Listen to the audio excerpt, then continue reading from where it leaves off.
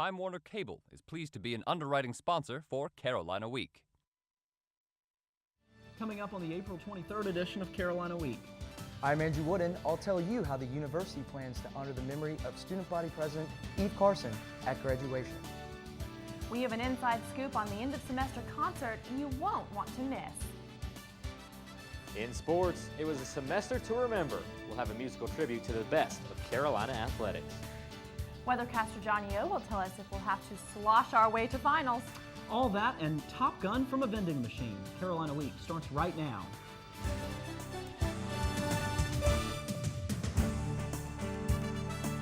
From the James F. Goodman Studio in the School of Journalism and Mass Communication at the University of North Carolina at Chapel Hill, connecting campus and community, this is Carolina Week. Hello and welcome to the Wednesday edition of Carolina Week. I'm Sarah Huffman. And I'm Adam Rue. Thank you for joining us for our final newscast of the spring semester. Seniors normally approach college graduation with mixed emotions. That's especially true of the class of '08. We have so many great memories of this place, all tinged by a note of sadness. Our Andrew Wooden joins us from the newsroom, and Woody, it's a real roller coaster, isn't it? Adam will be graduating without slain Student Body President Eve Carson, but Eve will be with us in spirit at graduation and beyond.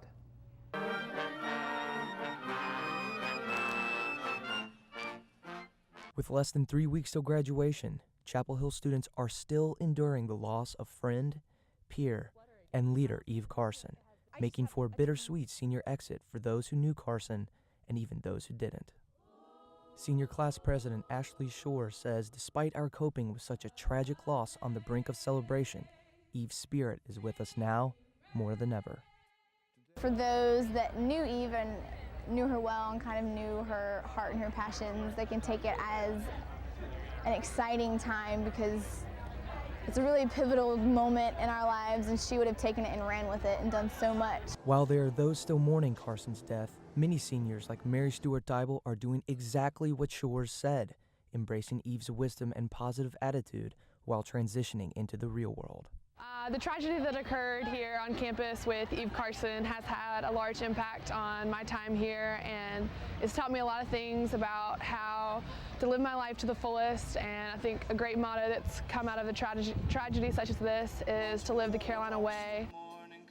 A way of devotion to school, friends, family, and service, all of which Eve embodied to the fullest.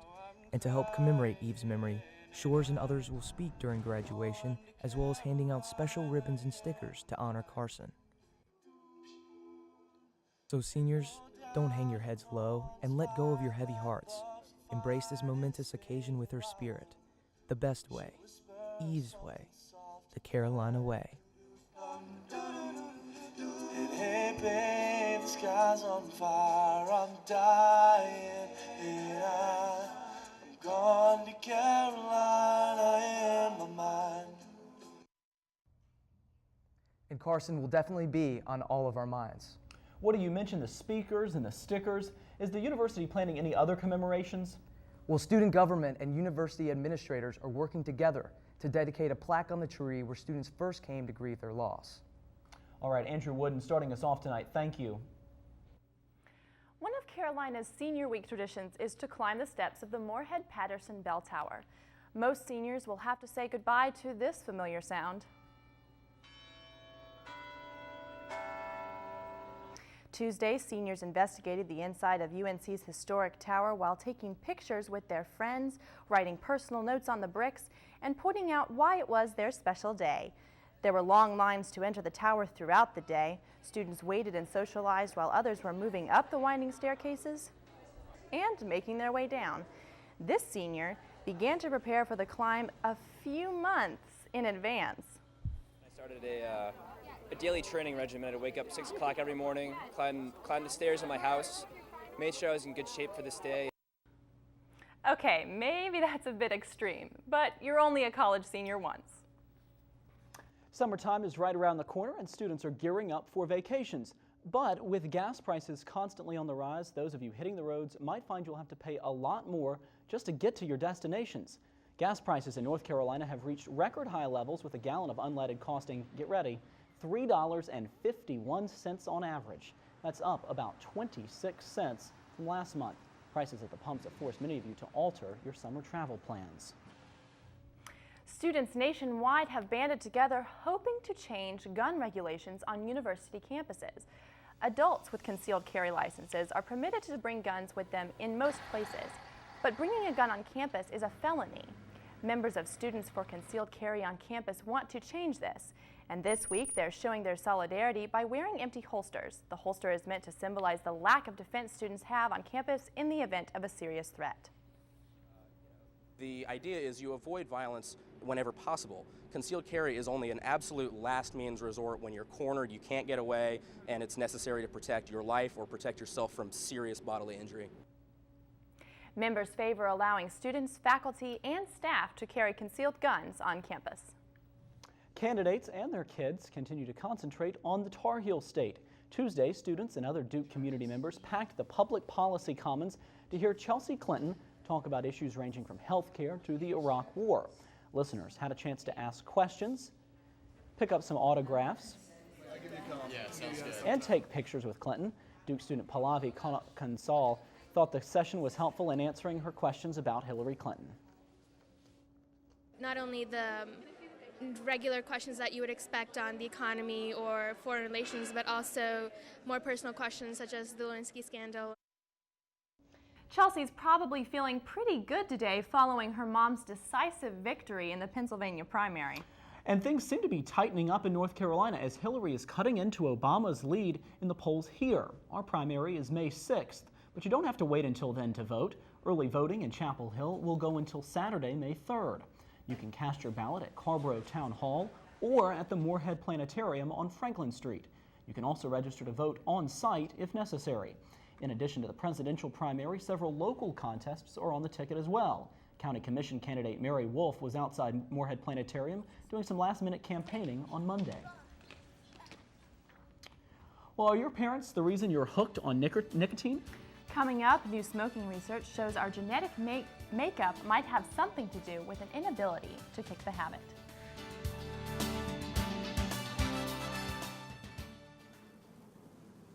Those locusts?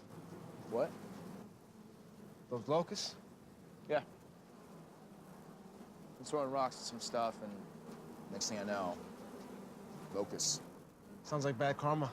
You should try volunteering or walking a little old lady across the street or, you know, something good. Interesting. Stay on the universe's good side. Volunteer, vote, get involved. Any questions? No. You know. We're not magicians, we can't read your mind. We need your questions, each and every kind. Will this react with my other medicine? Hey, what are all these tests even for? Questions are the answer.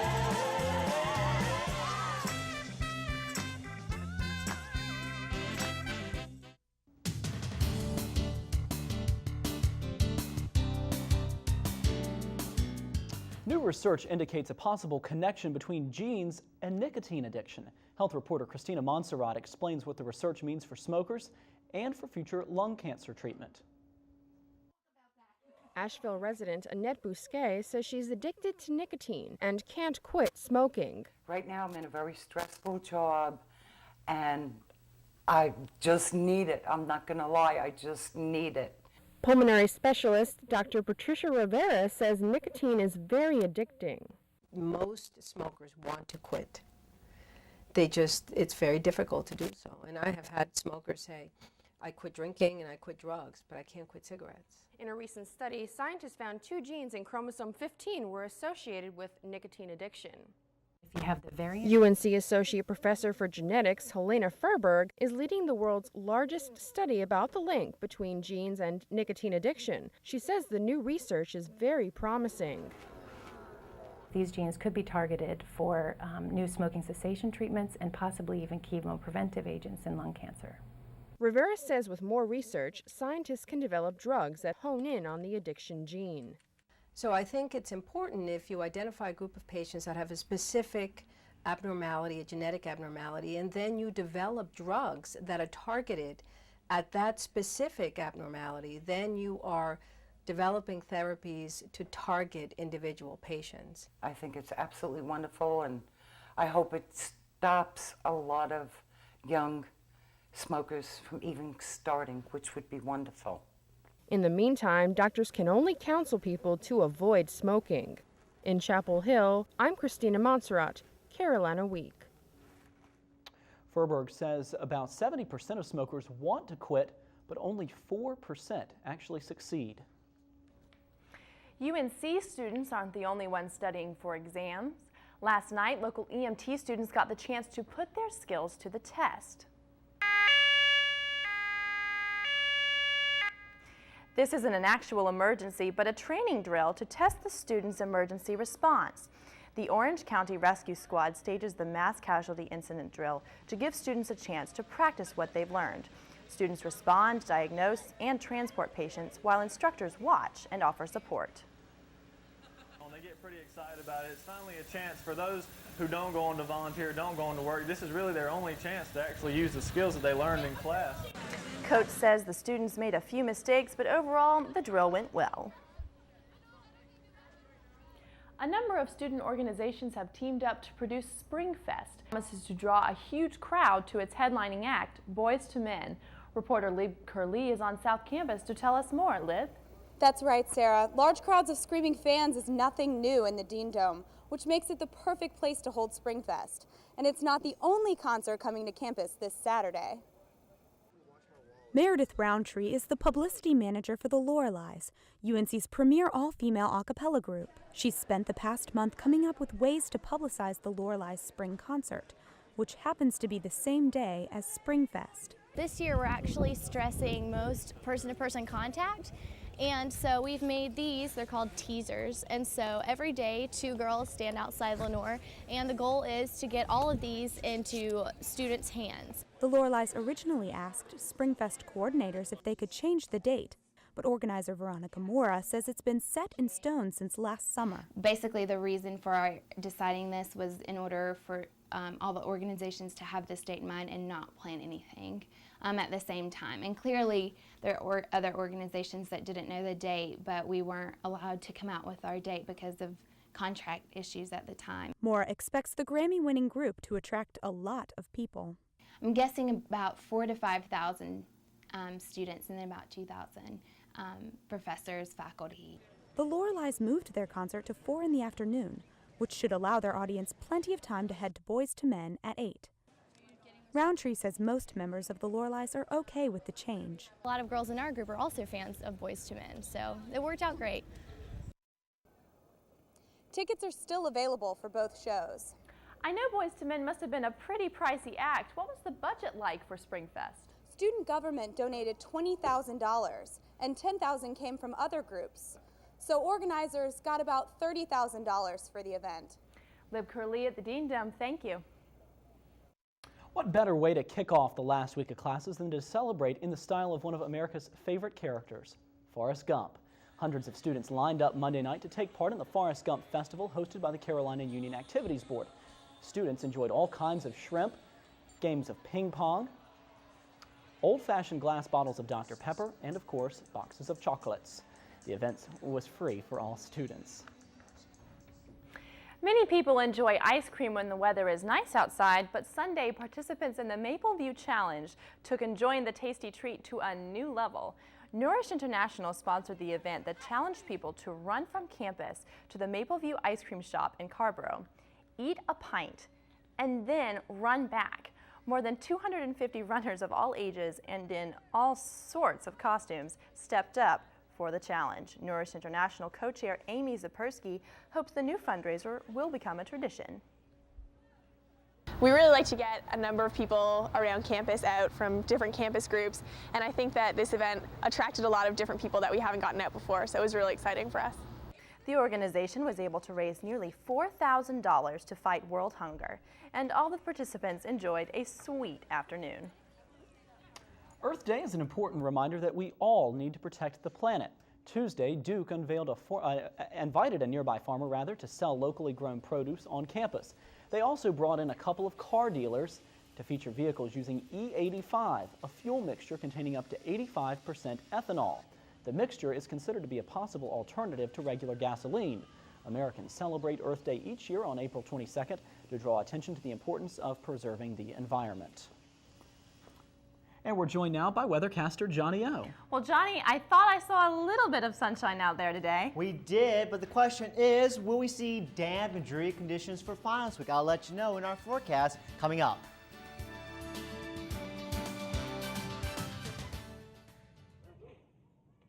Fruit, what a tasty treat. Fruits packed with potassium and other nutrients can help keep your heart pumping strong during the game. And they give you energy back so you can take on the next activity.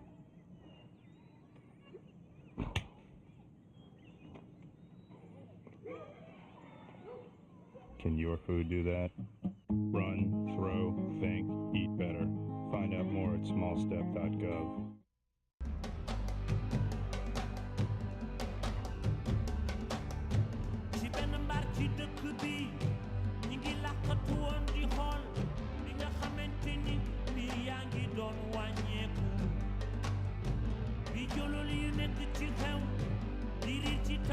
We believe in a world where all people have an equal opportunity for health and well-being.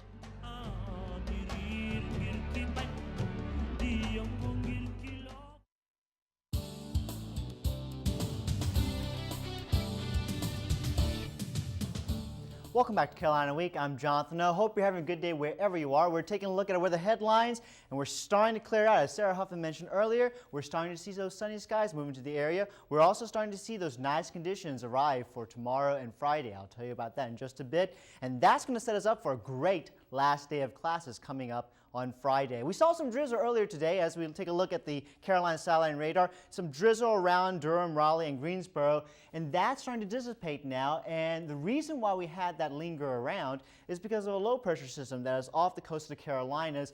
And this is a unique low in the sense that it started to bring in moisture from the Atlantic Ocean inward. And so this circulation caused us to have cloudy conditions. This is finally starting to push toward the east off the coast, and behind it we're going to see a high pressure system located up in the Midwest, and it's going to start bringing down cooler conditions, just a tad bit, just enough to clear the air, and we're going to see better and sunnier conditions as we take a look at your forecast. Now, last day of classes coming up on Friday. Good news, sunny and nice. Our temperature high of 82 degrees. It is going to be an absolutely beautiful day, a great way to end those classes. Now, if you're going to the mountains, here's your forecast. There's a chance of rain on Saturday and cloudy conditions on Sunday. Temperatures will be in the 70s. If you're headed to the beach, beautiful, perfect conditions. 80 degrees for your high and overnight low of 60 degrees. Here's a look at that forecast for tonight. Expect temperatures to be in the mid-50s and under clearing skies. We're going to see clouds earlier, and then we're going to start clearing up. And then for tomorrow, expect temperatures to be around 80 degrees. Absolutely delightful. And then for your next 4 days, temperatures will be in the 80s. A chance of rain comes into the picture Saturday afternoon, and into Sunday, overnight lows will be in the mid-50s. Now, I want to take a little bit of time to let you know, if you didn't know this already, I'm actually a student over at Duke University, and I was able to commute over here to serve as one of the weathercasters. And I just wanted to say how much I appreciate all the support that this team has given me. I felt like just a part of an awesome family, even though I live on the other side of 15501. And with all the graciousness, I really do thank you so much, and thank you so much to y'all for your kindness as well. Thank you, Johnny. We have enjoyed having you around, and it's always nice to have friends, you know, keep your enemies close. Absolutely. Yeah, well, I mean, you know, we like the Dukies when they come and sit on the news desk with us, but when it comes to basketball season, well, I guess it's a little different story. It's a different story. Johnny, thank you. Thank you so much. Students are already concerned about how to get tickets to next year's basketball games, including that one against Duke. Last night, Carolina Athletic Association sponsored a ticket forum. Students met with athletic department officials and CAA members to ask questions. Many also had suggestions about how to improve the current online ticket distribution. Although some of you prefer the online distribution, others would rather camp out for tickets. CAA President Andrew Coonan says it's important for students to voice their concerns. And so it's just ensuring that A, the student voice is heard, B, that the athletic department is hearing it, and not only that it's heard, but they're understanding it, and they do take into consideration much of what the student body says. And now we're joined by sportscaster Walter Storholt. Walter, even though the basketball teams didn't bring home national championships, a lot of people are paying a whole lot of attention to this ticket distribution because people are always excited about Carolina athletics and how to get to see the athletes play. Oh, absolutely, and especially with basketball next year, if a couple of certain players, I think everybody knows who we're talking about, decide to stick around, there's going to be a lot of interest in basketball, That's for sure. Coming up in sports, we'll take a sentimental look back at a super sensational spring semester of spectacular sports.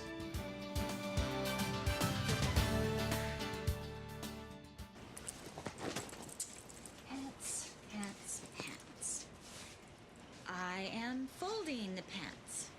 The pants are long. Do they go on my head? Do they? Do the pants go on my head? No. They go on. Everyday moments can become teaching moments because learning starts long before school does. Give your child the start they need at bornlearning.org. Un día en el bosque las ratas jugaban.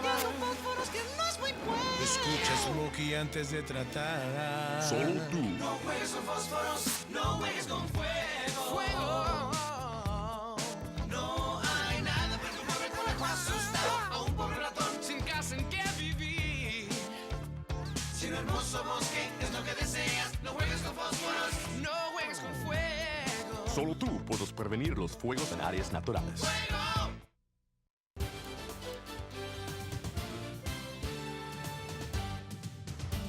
If you love sports, like I do, there's no better place to be than Chapel Hill in the spring. So sit back, relax, and enjoy the highlights of a superbly successful spring semester with the help from the band Remy Zero.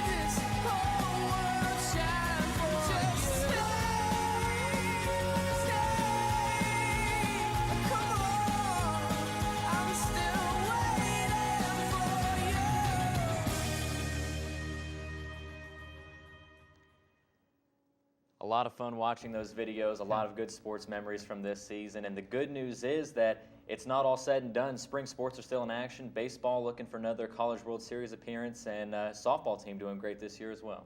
Nothing gets me excited like the College World Series, so I'm keeping my fingers crossed for the baseball team to do well on that, Walter. It'll be a lot of fun. Yeah. Thank you very much, Walter. With summer break almost here, we'll have more time to chill and catch a movie or two. After the break, we'll tell you about an inexpensive way to satisfy your cinematic craving.